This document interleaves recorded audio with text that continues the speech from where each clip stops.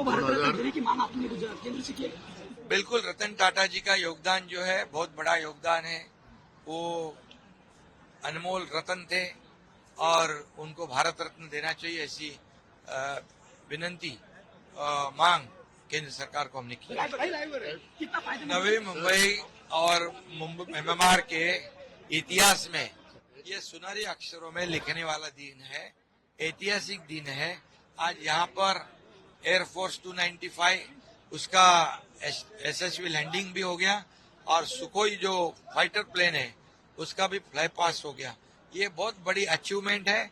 समय पे ये काम हो रहा है और रेगुलर और कमर्शियल फ्लाइट मार्च से पहले यह शुरू हो जाएगी और मुंबई का जो लोड है मुंबई एयरपोर्ट का वो कम हो जाएगा और मुंबई और नवी मुंबई एयरपोर्ट को हम मेट्रो के द्वारा कनेक्ट करेंगे।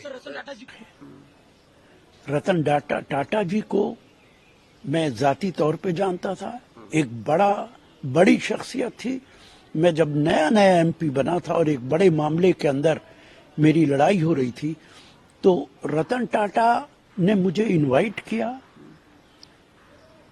ताज होटल के अंदर प्रेसिडेंशियल स्वीट के अंदर उन्होंने मुझे लंच ऑफर किया और मैं ताज्जुब में रह गया कि जब वो आदमी मुझे कार तक छोड़ने आया और कार का दरवाजा खोला। एक बड़ी शख्सियत थी और डाउन टू अर्थ आदमी था। 2004 के चुनाव में मैं लोकसभा नहीं लड़ा, लेकिन उनके आदमी का फोन आया कि हम टाटा ट्रस्ट से आपकी कॉन्स्टिट्यूएंसी के अंदर 10 लाख रुपए के ब्लैंकेट डिस्ट्रीब्यूट करेंगे। ऐसा हमने किसी उम्मीदवार के लिए नहीं किया, हम पहली बार आपके लिए कर रहे हैं। तो मेरा तो उनके लिए बड़ा आदर है और निश्चित तौर से उनको भारत रत्न मिलना चाहिए। रतन टाटा सही मायने में भारत रत्न के हकदार हैं और लोगों को मांग करने की आवश्यकता भी नहीं होनी चाहिए, तो गवर्नमेंट को अपनी तरफ से ही करना चाहिए, क्योंकि रतन टाटा का योगदान इस देश में किसी भी अन्य इंडस्ट्री से बहुत ऊपर है और ज्यादा है। इतना ईमानदार और जो भी उनकी कंपनियां हैं जो ईमानदारी के साथ और क्वालिटी के साथ जो उन्होंने कभी कंप्रोमाइज नहीं किया कभी भी। और कंपनियां तो आप जानते हो किस तरीके से पॉलिटिकल पार्टीज को भी सहयोग करती हैं। उन्होंने तो पॉलिटिकल पार्टीज को भी मदद की।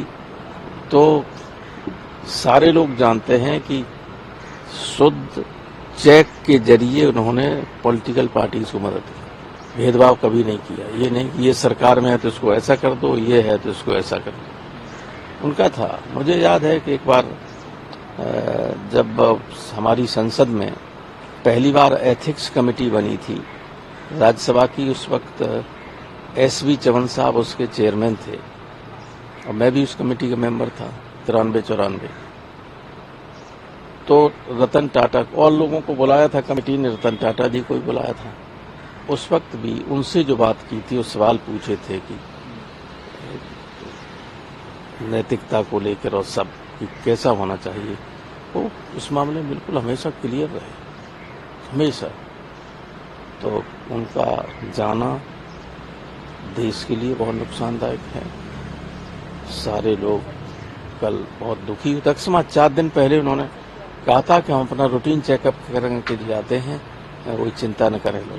लेकिन ये अकस्मात जैसे ही पता चला कल परसों रात में कि उनकी डेथ हो गई, तो एवरीबॉडी वाज स्टन्ड। उनका लोग हमेशा याद करेंगे और गवर्नमेंट को चाहिए कि उनको भारत रत्न की उपाधि विभूषित करें।